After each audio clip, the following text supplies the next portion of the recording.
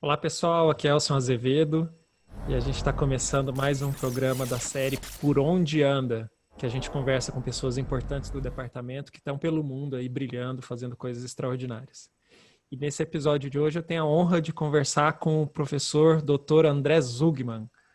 O Dr. André Zugman, ele se formou em medicina pela Universidade Federal do Paraná, fez residência em psiquiatria no Departamento de Psiquiatria da Escola Paulista de Medicina, fez o doutorado também na escola, um doutorado sanduíche que ele foi para o King's College em Londres e fez o pós-doutorado na escola e agora ele está fazendo um segundo pós-doutorado, se eu não me engano, no NIH, que é simplesmente a principal instituição de pesquisa pública do mundo. O Dr. André ele é um expert em neuroimagem, métodos de estudo em neuroimagem, e ele é a prova viva de que psiquiatra sabe ver ressonância magnética de encéfalo, né, André? Quando os neurologistas enchem o nosso saco dizendo que psiquiatra não sabe ver neuroimagem, quando eles falam isso comigo, eu sempre me refiro a você. Deixa eu mostrar você aqui, porque eu tinha deixado a minha imagem Tá. focada. Vamos ver aqui. Aí, tá aí, Parece. André Zugman. Muito bom, cara. Muito obrigado por participar desse programa. Sei que você está morrendo de trabalhar aí, mas bom a gente Tô. poder conversar. Beleza, obrigado, Elson. Obrigado por fazer esse ciclo de entrevistas. Eu acho que é uma iniciativa bem legal. Dá um estímulo para quem está se interessando por pesquisa, para quem é da escola, para quem não é, para quem é brasileiro e acha que não dá para ser pesquisador no Brasil, enfim. Dá para fazer bastante coisa aí, acho que é um caminho bem interessante. Bom, Você está aí no NIH, né? Que eu não, você disse que é em Bethesda, mas eu achava que era em Washington. em Bethesda, na verdade, Bethesda é grudado com Washington. Tem uma Hum. rua de Bethesda que termina na Casa Branca. Então, Você mora em Bethesda ou você mora em Washington? não, eu moro em Rockville, na verdade. É uma Não, mas cidade grudada na outra. Mas entendi. você não percebe que você mudou de cidade. Então, eu moro na próxima cidade no mapa. Vai trabalhar de quê? De carro, de bicicleta, de Agora, de metrô? carro, eu vinha de metrô, mas aí por causa do Covid, o metrô aqui, a estação, tem uma estação que para aqui dentro não está nem funcionando. Uhum. Então eu tô vindo de carro. Não, Mas eu vou começar com uma pergunta assim que eu acho que te define. diga, Você é torcedor do Curitiba? o torcedor do Curitiba. Pois é. Agora menos. É? Consegue acompanhar daí? Um pouco, mas eu tento não sofrer muito mais por isso. É. E aí, quando eu vim para Cê, cá, eu pensei, vou adotar um time local, né? Vou é, adotar um time de basquete de Washington, que é o Washington Wizards. Mas os é. caras são muito ruins. E o pior é que no futebol americano eles também estão tão horríveis, né? O futebol americano também é ruim. O time que é melhorzinho aqui é o de rock, mas daí eu não gosto de rock. Fazer o quê? Vai ficar com Curitiba mesmo. Vou ficar com o Curitiba. Ou com o Nationals, que é o de beisebol, que eu também não gosto. É, E- não. Mas pelo menos você vai tentar não sofrer com o Curitiba Série B, né? nem fale que horror. Bom, mas deixando de falar da coisa mais importante dentre as coisas menos importantes, que é o futebol, vamos falar do motivo que a gente combinou de conversar, que é falar da sua trajetória, né? Você que assim, um cara que eu conheço desde 2009, nós somos colegas de residência, e eu tava brincando na outra conversa com o Rodrigo, com o Mansur, nosso trio, né? Panelinha, o trio dos barbudos, e que eu sempre tive amigos que eu admirava muito, brilhantes, enfim, mas foi a primeira vez que eu me sentia mais burro que os meus amigos. Foi convivendo com vocês, assim, são caras espetaculares, assim, que me ensinaram muito ao longo desses anos, não só a de psiquiatria, de medicina, de ciência, mas também de ética de trabalho. Então, foi uma honra para mim conviver com vocês e acompanhar a trajetória de sucesso, né? Você que é o, enfim, você já tinha um interesse mais analítico antes da medicina, né? E aí, depois que terminou a residência, você foi para pesquisa em neuroimagem. Me fala um pouco assim da sua trajetória, Até da faculdade de medicina, da sua carreira, conta um pouco. Tá bom. Bom, primeiro falando do nosso trio de residência, já que você puxou o assunto, acho que cada um ali tinha seu talento. Você sempre foi o mais político e também é um tipo de talento que requer inteligência que, por exemplo, eu não tenho. Nunca Boa. tive. Não. Então, Você era o rabugento da turma, né? era rabugento. Exato. Continua sendo. Ah, é? Mas O pessoal te aguenta aí no NIH? aqui é todo mundo meio rabugento. Você tá em casa. Na verdade, nem todo mundo, mas as pessoas que eu trabalho mais perto, eu acho que conseguem ser mais rabugento que eu. É. Boa. Enfim, eu até me sinto otimista, que é uma É, coisa né? que... Você é um otimista da turma. Mas, Ah, é. voltando ao assunto da trajetória, então, eu me formei na faculdade. Quando eu entrei na faculdade, uma das poucas coisas que eu sabia é que provavelmente eu ia fazer psiquiatria. Ah, E é? aí, no Já meio desde o do caminho, começo? já desde o começo, mas aí no meio do caminho, acho que foi no quinto ano, no quinto, no quarto, acho, que eu comecei a me interessar por radiologia também. Uhum. E aí, o que aconteceu? No quinto ano da faculdade, eu fui fazer um estágio fora. Foi a primeira vez que eu fui ter contato com medicina fora do país, né? Uhum.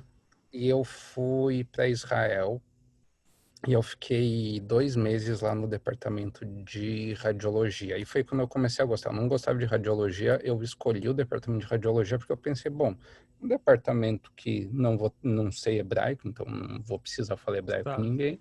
Uhum. As pessoas falam todas em inglês, inclusive os laudos lá são em inglês, enfim. Então, eu achei que ia ser um estágio legal que não ia ter a barreira da língua. E foi esse o único motivo que eu escolhi radiologia. E aí eu comecei a gostar de lá, por quê? Porque lá é diferente do Brasil, que tem uma cultura, acho que é até mais parecida com aqui nos Estados Unidos. Os radiologistas não lavam muito a mão dos casos, então não tem aquela coisa sabe aquele finzinho do laudo de, por favor, relacionar com a Se clínica? vire você, clínico. Exato, os caras os cara pegavam o telefone e discutiam o caso com o clínico. Aham. Então, era muito legal. E aí, quando eu fui fazer um estágio no Brasil, e aí eu fui fazer lá em Curitiba, e eu fui fazer um estágio numa clínica particular, que parecia que a primeira preocupação dos caras Era o e quê? sempre É lavar a era mão do lavar a caso. mão, e sempre colocava aquela frase lá do tipo, né, eu acho que é isso, mas se eu tiver errado, não me processe. Aham.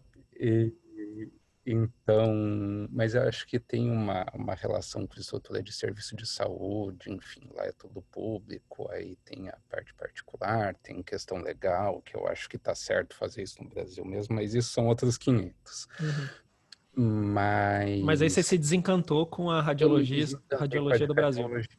Exato, exato, com a prática em si, porque era assim, não só com isso, mas também assim, depois que, né, quando você vai para fora, tal, é tudo muito novo, muito legal, você se encanta fácil com as coisas. Uhum. Mas quando você está em casa fazendo, né, uma coisa mais dia a dia normal, assim, você vê as coisas como elas são mais. Então, é um trabalho que para mim eu achava que era, né, ficar numa sala também, não ter contato nenhum com o paciente também não era uma coisa que eu gostava. E aí eu acabei deixando de lado e voltei à psiquiatria. Uhum. Aí na residência a gente não tem praticamente contato com nada de rádio, nada, Uhum. né? É o que você falou, né? A piada dos neurologistas que a gente não sabe ver ressonância, não sabe Uhum. nem qual lado é o direito e esquerdo e tal. Uhum. Não, isso eu sei, peraí, não exagera. É que agora diz no filme, né? Tem lá o É, L. mas também direita e esquerda é tudo relativo, né? Exato. Não, e depende mesmo, porque tem dois jeitos de você ver a imagem, tem a radiológica e a neurológica, e muda, enfim. Mas aí fiz a residência, gostei muito. Acho que foi no segundo ano da residência que a gente começou a se interessar mais por pesquisa, né? Eu e o Mansur, depois a gente puxou junto. Uhum, É, E teve uma conversa, a gente foi conversar com o Rodrigo Bressan e com a Elisa Brits, que acho que você vai falar outro dia, e o uhum, Rodrigo, a maioria das pessoas conhece. E ali foi uma coisa meio, tinha um projeto de pesquisa e precisava de alguém para fazer lá a parte de analisar marcador no sangue e outra pessoa para analisar a ressonância. E aí eu pensei, eu tinha aquela pulga atrás da orelha, porque eu já tinha gostado uma uhum, vez. Sei que envolve muito computador, e é uma coisa que eu gosto. Não me uhum, importa de ficar horas na frente do computador. uhum, Então eu falei, bom, eu vou me dar essa parte aí de neuroimagem uhum, e eu toco isso. E aí o Mansur foi tocar a parte dos marcadores. uhum, E no fim deu certo. uhum, Então, no fim acabou casando, eu fui me interessando cada vez mais.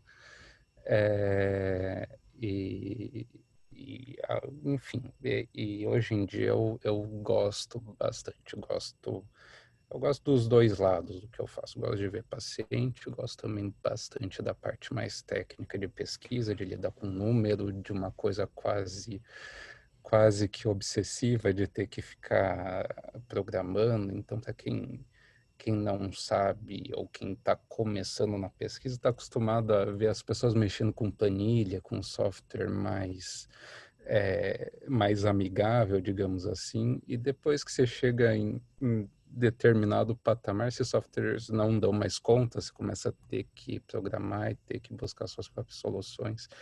E é um trabalho que eu gosto bastante.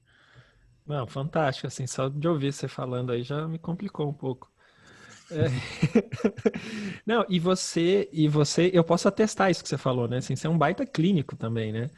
É, a gente atende alguns pacientes juntos, e até no período que você foi pro Kings, ficou um ano fora, alguns pacientes seus você mandou para mim, eu fiquei cuidando. E agora também que você foi de novo, tem alguns pacientes seus que eu atendo. E assim, eu posso atestar o tanto que você cuida bem dos pacientes, né? Os caras gostam muito de você, do seu atendimento. Sua rabugice não chega na clínica, né? Não, às vezes chega,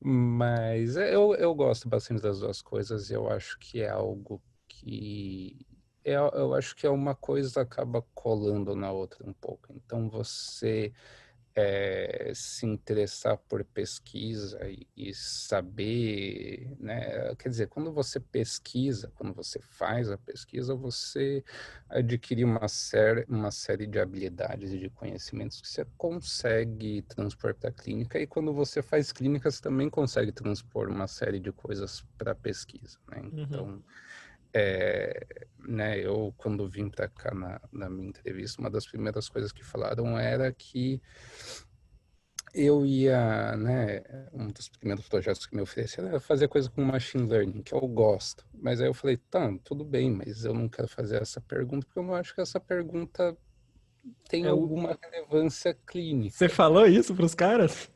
Falei, não, e eu falei, e É. assim, porque Na sua entrevista de emprego. praticamente, mas, Tá bom. mas Rabugentice a na gente veia.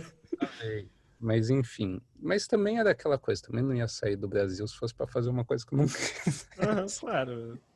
Não, e você tava assim, seu consultório tava super bem, né? Eu tava super confortável, digamos assim, Aham. né? Então, né, enfim.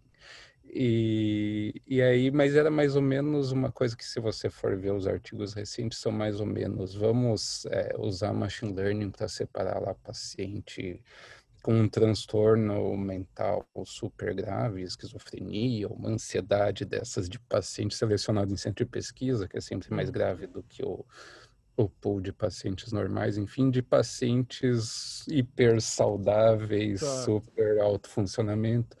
E é o que eu falo pros caras, mas eu faço isso melhor do que o computador, por que que eu vou precisar ficar anos estudando esse negócio para, né, se 5 minutos de conversa com um psiquiatra bem treinado já Aham. resolve. E, enfim, e isso na verdade é uma coisa que com o meu orientador daqui é uma coisa que casa bem com o jeito que ele pensa. Então, se Ah, você é? pensar, então se você pensar, né, a rabugentice ali Foi é, útil. foi útil. E no fim tem dado bem certo as coisas. Acho que é uma questão de, às vezes, você também na pesquisa, você tem muito uma coisa de produtividade, né? Então, Uhum, a gente é movido a fazer um monte de artigo e tal, uhum, e às vezes as pessoas colocam em segundo plano a qualidade, o porquê que você está fazendo isso. E uma das grandes vantagens aqui no NIH é que a gente não precisa se preocupar tanto com isso. ah, é? Então, uma coisa legal é que assim, o funding já está lá. Então, você não precisa Uhum, escrever grant, não precisa, enfim, uhum. Tá. que é bem diferente. Então, tem lá o orçamento de pesquisa, que, enfim, tá lá, e aí os projetos de pesquisa vão saindo desse pool, e aí tem um administrador que meio que distribui, mas você não precisa fazer grant, então você não precisa ficar diferente de outros lugares, principalmente aqui nos Estados Unidos, enfim, no Hemisfério Norte, que você tem que escrever seu grant, até às vezes para você ter o seu próprio salário, né? Seu salário Entendi. vem do grant. E aqui não funciona aqui, então você tem o seu lugar garantido ali, isso te dá uma tranquilidade, às vezes, para demorar um pouquinho mais e Uhum. pensar E mais no fazer trabalho. melhor, né? É. E assim, e me fala qual que é a sua linha de pesquisa principal, André. Só para contextualizar também, lembrando que a gente tem o nosso público-alvo assim dessa conversa, são os nossos jovens talentos do departamento, os membros do departamento, até os alunos de graduação. Mas também, enfim, esse é um vídeo que vai estar disponível no canal do departamento, né? A população geral, quem quer conhecer o trabalho do departamento, também para entender. Então, conta a sua linha de pesquisa, mas como se estivesse contando para alguém que tem dificuldade, assim, tipo eu.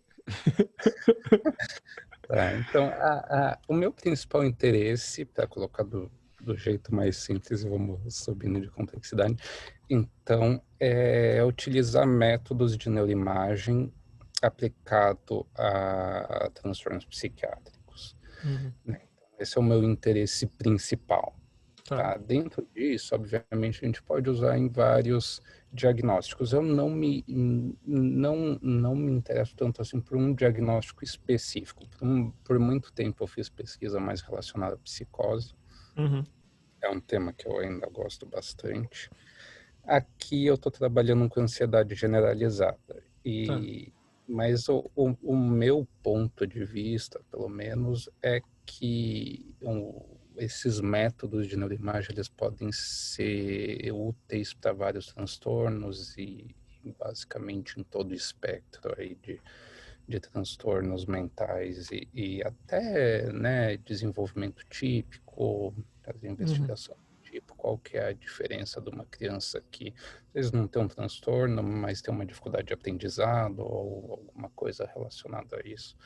Então, eu acho que esses métodos no futuro podem ser úteis, podem ser uma ferramenta clínica interessante no futuro relativamente distante, tá? A ah, gente é? não está bastante tempo de uma aplicação clínica mais prática, digamos É assim. mesmo. Pode A sentar aí gente, e pedir. a gente sempre acha que está chegando o exame que vai resolver, É que porque a aí. tarefa de quem faz pesquisa com isso é vender que está chegando. Ah, então é marketing É um dos pouco de seus marketing, companheiros. um pouco de esperança. A verdade é que assim, o ritmo e a velocidade que as coisas estão avançando está acelerando muito, Uhum, né? Está acelerando por diversos motivos. Mas o cérebro é um órgão muito complicado, uhum, né? Então, e fora o cérebro ser um órgão muito complicado, o que a gente tem visto cada vez mais é que, às vezes, o jeito que a gente classifica os transtornos nas nossas caixinhas lá, né? Então, uhum, depressão, ansiedade, coisa assim, às vezes a correlação deles com o que está acontecendo no cérebro não é tão categórica assim, então Tá. fica mais difícil a gente resolver esse tipo de coisa. E aí, por outro lado, uma coisa que funcionaria melhor seria sintoma, mas aí para avaliar sintoma você precisa de um número muito grande de dados, um volume muito grande de dados. E aí você esbarra numa questão de custo e de como fazer esses estudos, né? Uhum. Então, tem uma série de fatores aí. Mas a questão é que está avançando muito rápido. Se você comparar um exame de ressonância magnética de 10 anos atrás com agora, não tem mais nada a ver. Ah, é? Então, sim, a resolução é melhor, então a resolução é muito melhor. Até o que a gente consegue fazer com o paciente na máquina, de mais aquisições, de aquisições diferentes, são muito melhores.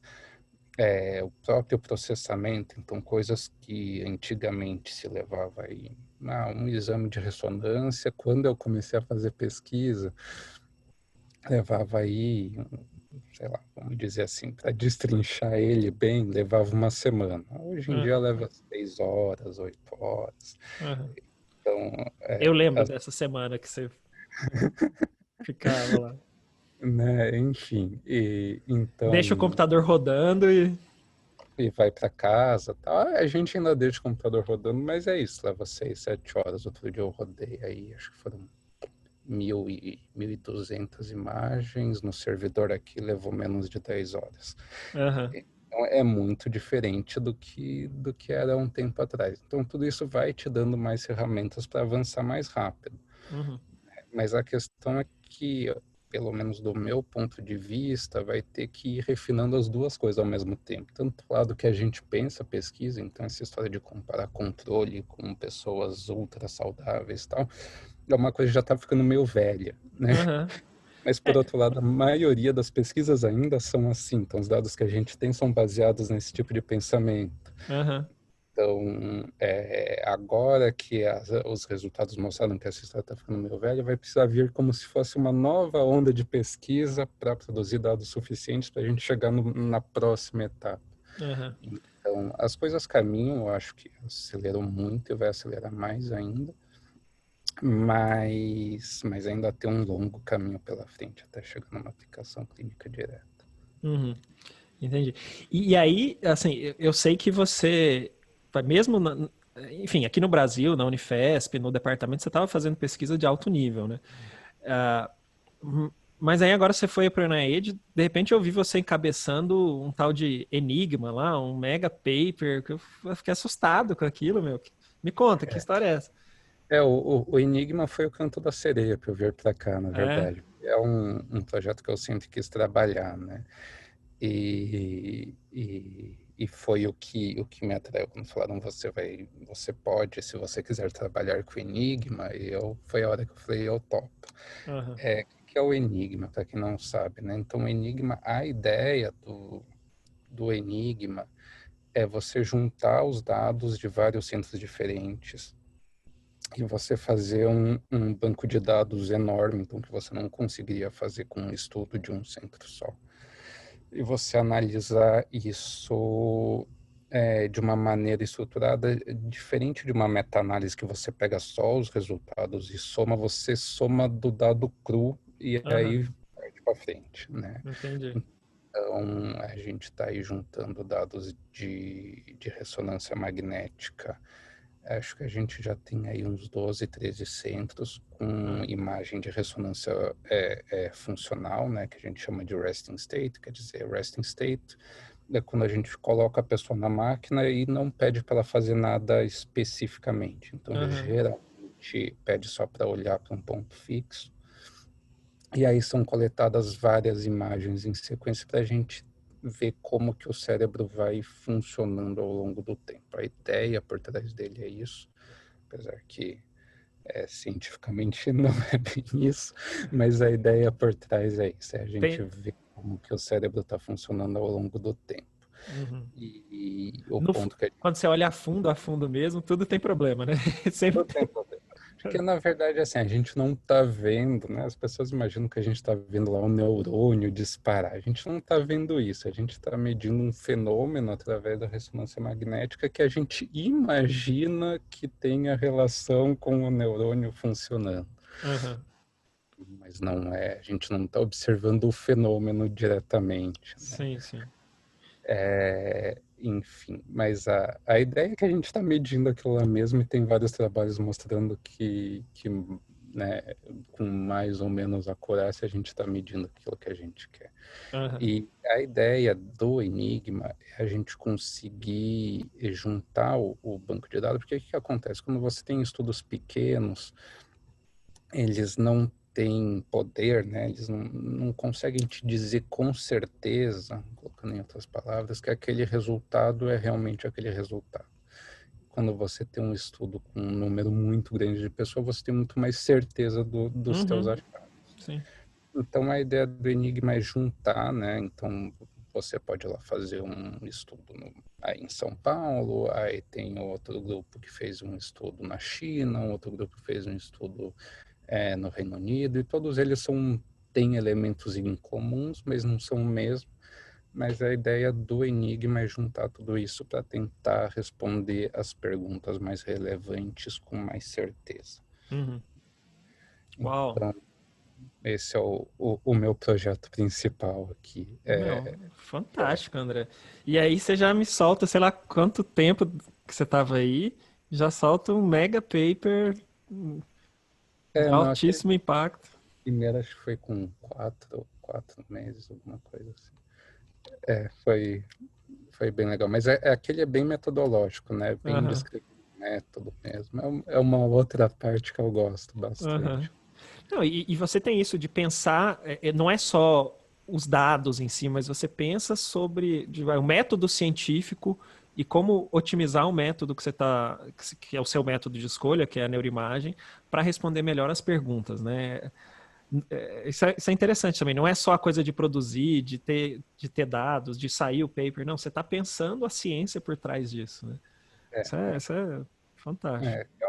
é uma coisa que eu acho que assim, sem a gente conhecer bem os métodos e o que está acontecendo, né, por trás de quando você coloca lá no programa X ou Y, eu acho que a gente não consegue responder bem as perguntas, né? Você precisa entender a ferramenta que você está usando para responder aquela pergunta, para saber se você está respondendo mesmo, se não é, qual é o limite daquilo que você está fazendo, e até para você conseguir imaginar o que você precisa fazer para fazer melhor, né? Aham, Então, sim. qual é o próximo passo? Como é que eu consigo melhorar aquilo? Como é que dá para errar menos?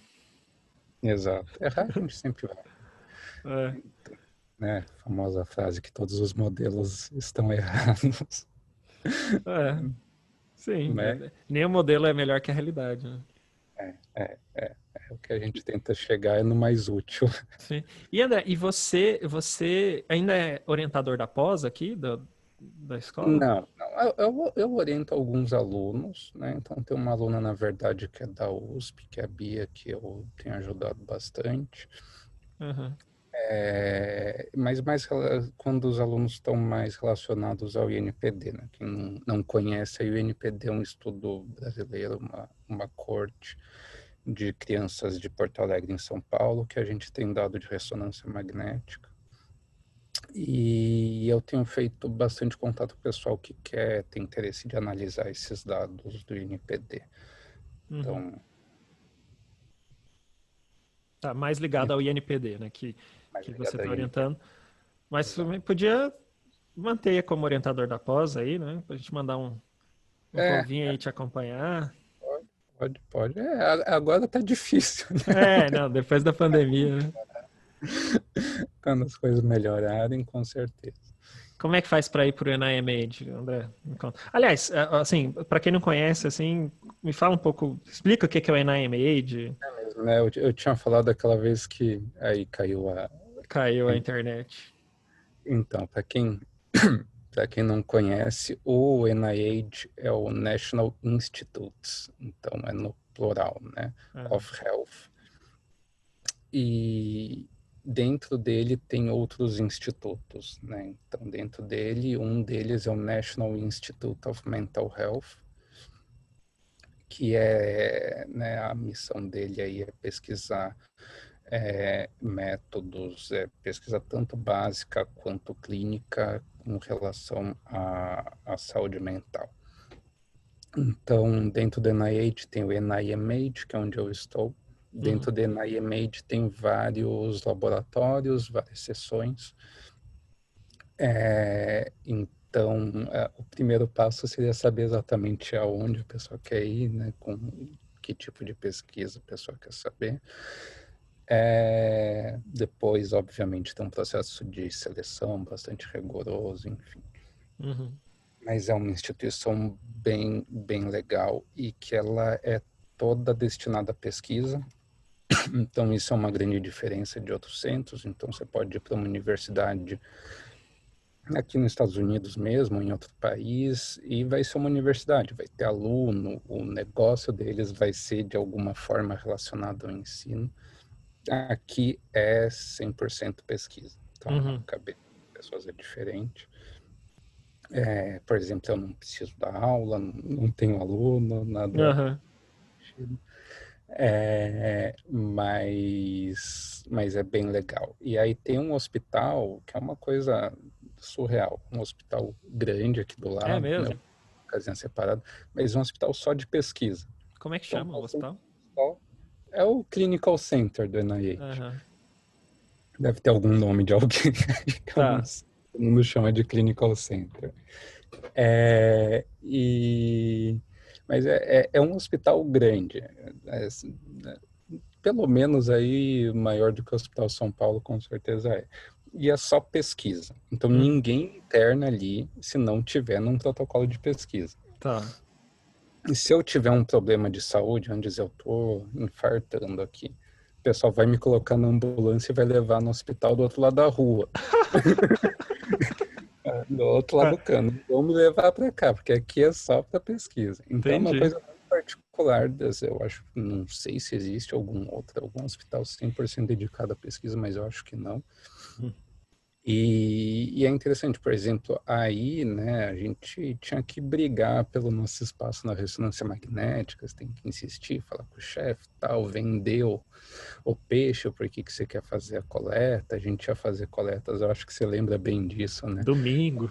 Semana, domingo, enfim, quase à noite, quando a máquina não estava sendo usada pelos pacientes do Hospital São Paulo.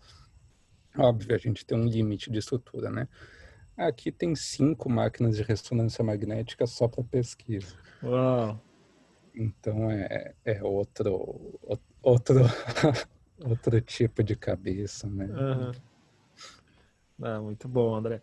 E assim, me conta um pouco. Você falou da sua pesquisa atual, né? Tem a ver com. Você tá no Enigma, você está avaliando transtorno de ansiedade generalizada, é isso? Isso. Tá, tá bom.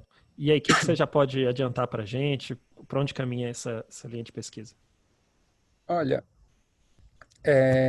bom, o Enigma é muito data-driven, né? O Enigma é muito direcionado pelos dados, então ele funciona de um jeito que a ideia não é você testar uma hipótese específica do tipo, eu acho que a amígdala vai estar relacionada com isso aqui. Então a ideia é a gente juntar um banco de dados grande e ver o que o banco de dados mostra que está relacionado com ansiedade generalizada. Entendi. Né? A partir disso, uma ideia que eu gosto bastante é fazer o caminho inverso. Então, por exemplo, eu tenho aqui esses 2.000, 3.000 exames, e eu quero ver, por exemplo, como é que um computador classificaria ele, e vou ver se isso tem uma relação com grupos diferentes na prática clínica. Então, Tá. seria o caminho inverso. É o data-driven de verdade. Que acaba fornecendo hipóteses e informações interessantes, né? Então, o nosso diagnóstico na psiquiatria não é baseado na biologia. Então, o que daria para fazer, imaginando, seria vamos tentar fazer um diagnóstico baseado na biologia e ver se tem alguma coisa a ver com a clínica, que a gente também não sabe se tem. Pode ser bom na biologia, mas pode ser inútil na clínica.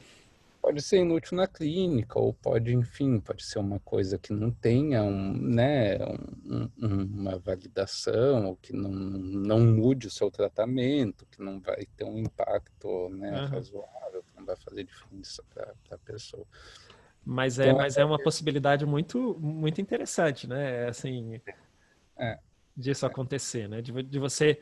Tudo bem, entendo que a gente tem categorias diagnósticas que têm sido muito úteis, enfim, nos últimos 2 séculos, 3 séculos, sei lá, mas e se a gente começasse do zero, né? E refletisse uma outra possibilidade de categorização, né? exato, exato. Então, isso é um tema que me interessa bastante. Então, se você perguntar, né, qual seria o seu próximo grande projeto, qual lado que você acha que iria, esse seria um projeto interessante que eu gostaria de fazer. Tem outra coisa que eu estou começando a trabalhar agora, que eu acho que é legal, é relativamente pouco explorado, que é a mielina cortical, né? Então, Mielina cortical. exato, exato. A gente tem mielina lá, mais conhecida como as fibras brancas, né? Uhum. Enfim. Os tratos da substância branca, que seriam aquelas grandes avenidas por onde a informação passa no cérebro, mas a gente tem mielina, que seria esse facilitador aí da comunicação entre os neurônios dentro do córtex também, e tem maneiras da gente medir isso, Uhum. né, ou aproximar isso, né, não Uhum. medir exatamente, mas e ela é, assim, é um marcador relativamente pouco explorado, mas que tem algum sentido quando a gente pensa, né, na história dos transtornos mentais como transtorno do neurodesenvolvimento. Uhum. Então, tem algumas diferenças da mielina cortical para subcortical, que seria essa dos ratos grandes, e o que eles representam durante a formação do nosso sistema nervoso central. E essa é uma outra avenida que eu acho interessante, e seria uma coisa muito técnica no princípio, porque Uhum. primeiro teria que provar que aquilo de algum jeito mede algo interessante, Você ia para depois... desbravar esse caminho, então. Exato, exato, exato. Ela já existe alguma pesquisa com isso, mas relativamente pouco, Uhum. né? E como é que mede a mielina cortical, André? É complicadinho,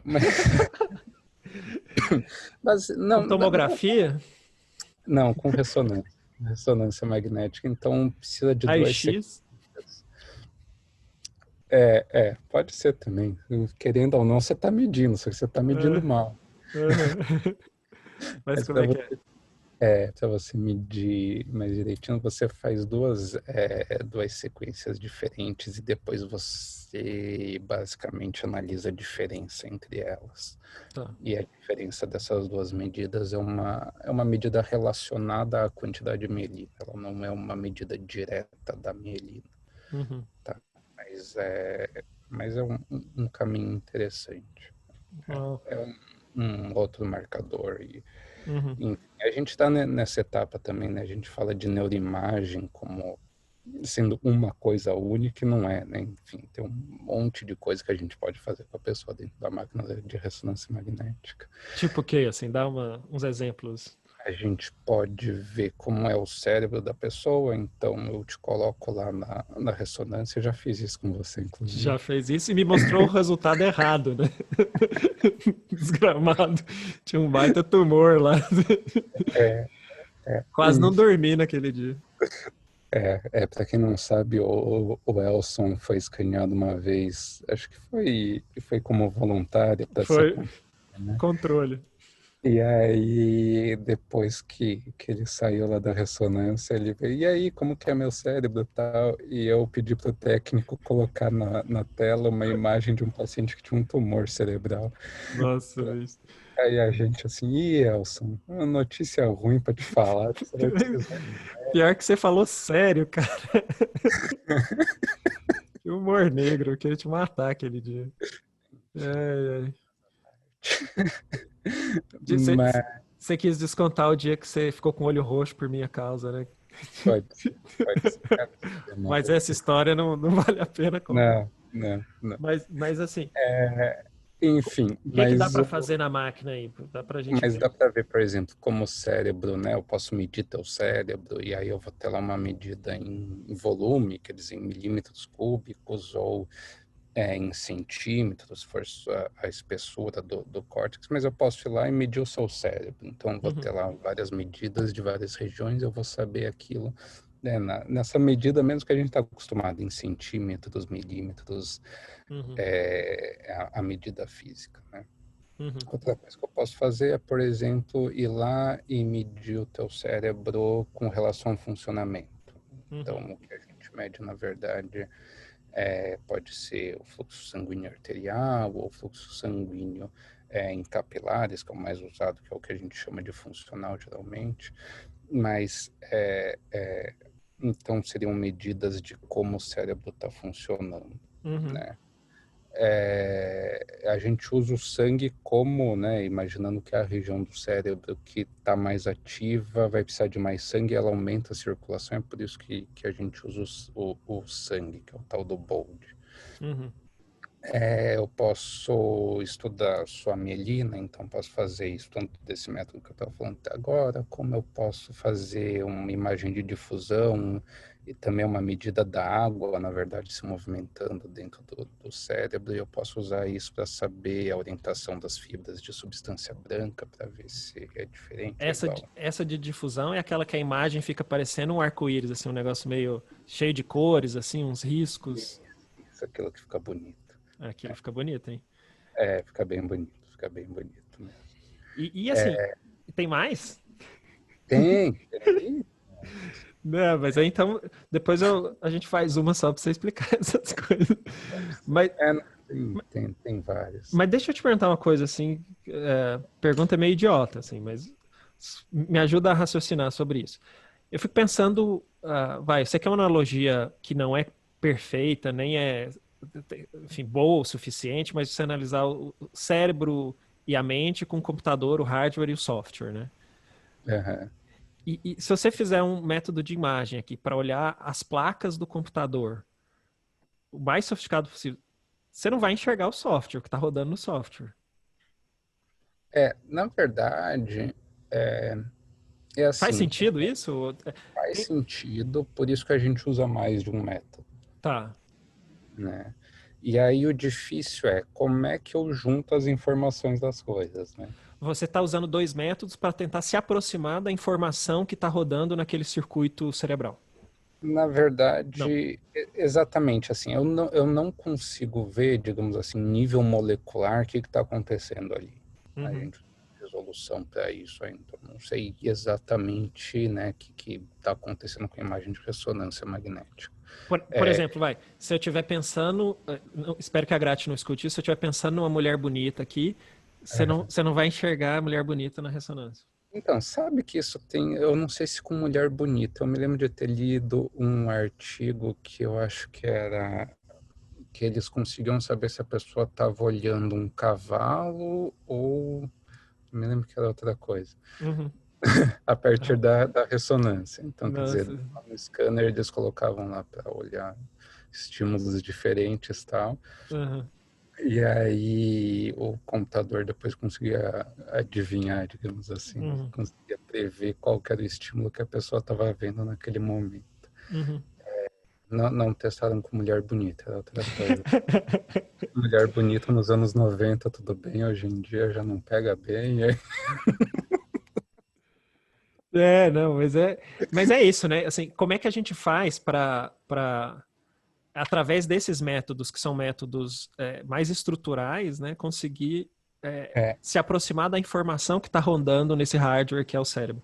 exato, exato. E tem assim, e tem várias coisas, né? Por exemplo, o que você está pensando agora não é exatamente a mesma coisa que você está pensando em 5 minutos depois. E Uhum. mesmo assim, vamos dizer assim, uma pessoa que está tendo um ataque de pânico, uma crise de pânico, pode ser que tenha uma alteração naquele momento, nos 5 minutos antes, que seja mais importante do que uma que eu vou estar vendo quando a pessoa está tranquila, deitada na máquina de ressonância, né? Uhum, Então é difícil, porque também tem o estado, né? uhum, Né? Tem aquele traço, que seria aquela situação basal ali do cérebro, mas a gente não pensa na mesma coisa, a gente não sente a mesma uhum, coisa o dia inteiro, né? Então tem isso que é bastante complicado também. Por exemplo, uma pessoa com depressão, será que ela tem uma alteração cerebral só no episódio depressivo? Será que isso persiste? Será que isso vem de antes? São todas uhum, perguntas válidas, relevantes e que a gente ainda não tem as respostas tão bem definidas assim, uhum. né? Então tem essa relação também que é bem interessante. A gente não pode deixar a pessoa numa máquina de ressonância magnética a vida inteira, O né? dia inteiro. Né? Nem o dia, nem a vida, enfim. Mas tem pesquisas interessantes que, por exemplo, tentam escanear o mesmo sujeito muitas vezes. Aham, E às vezes em horários diferentes do dia, para tentar desenrolar esse tipo de pergunta, né? Tem um aham, outro grupo aqui, inclusive, nesse mesmo prédio que eu estou fisicamente, que uma das linhas de pesquisa é exatamente essa. Então, eles trabalham com depressão em criança e eles fazem três coletas de ressonância por semana uhum, nas crianças. uhum.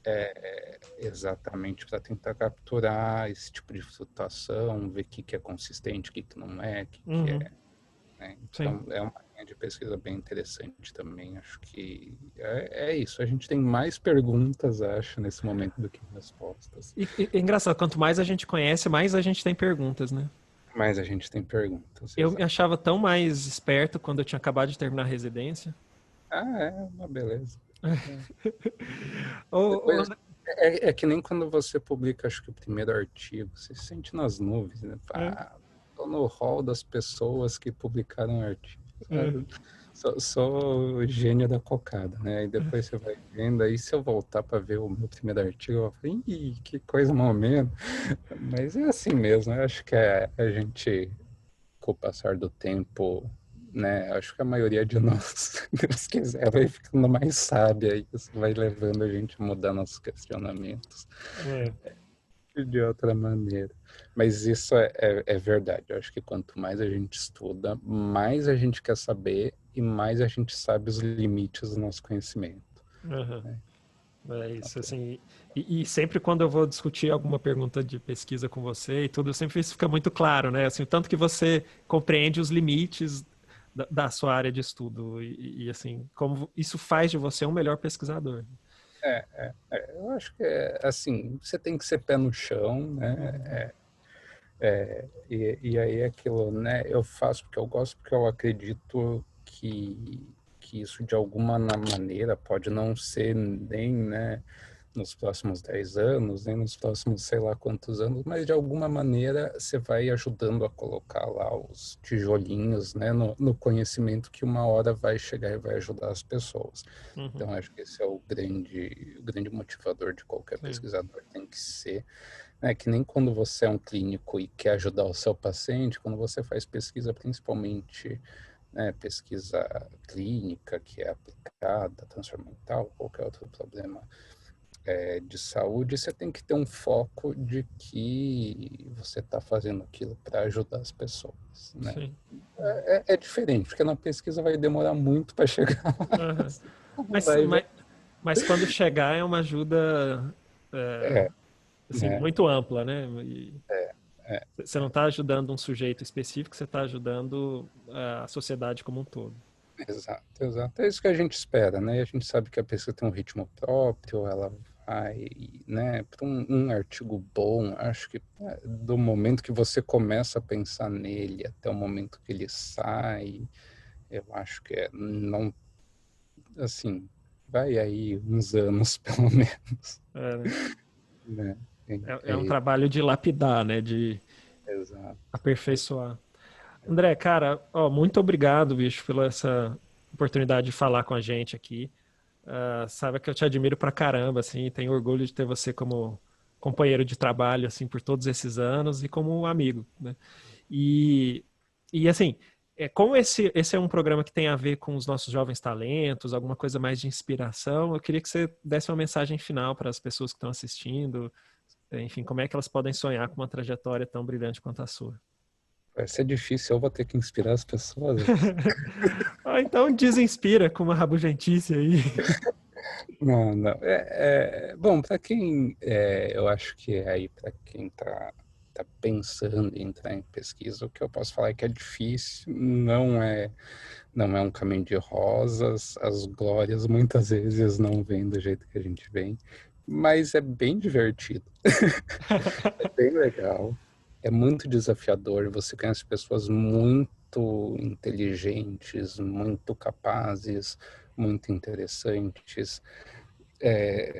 Então é algo que eu acho que vale a pena, né? E para quem está começando, eu acho que a primeira coisa é para seguir aquela, né? Se você tiver uma paixão por fazer isso, se você tiver realmente um amor, as coisas vão acontecendo. É muito desafiador, é muito difícil. O caminho não é linear, não é um caminho que você vai conseguir traçar os seus próximos 10 anos com certeza absoluta, mas isso pode ser um fator aí legal, na verdade, eu acho que é um fator interessante. Se você pensar, eu não pensava 10 anos atrás que eu ia estar aqui hoje, Uhum. né? E as coisas foram acontecendo e foi acontecendo muito de uma maneira que, quando eu paro para pensar no caminho, às vezes é até difícil pensar, mas as peças vão encaixando Uhum. é muito legal fazer pesquisa, é bem legal. Muito bom, André. Cara, muito obrigado pela participação. Acho que foi sensacional ouvir um pouco aí do que você está fazendo. E a gente vai se falando. Manda um beijo aí para Camila, para as meninas. Beleza, E Elson. um grande abraço. Um abraço para sua audiência. Tá bom. Se alguém quiser o meu contato, alguma coisa assim, você pode passar. Oh, beleza. Então Tá tá bom, bom? André. Abraço, cara. Até mais. Tchau, tchau. Abraço.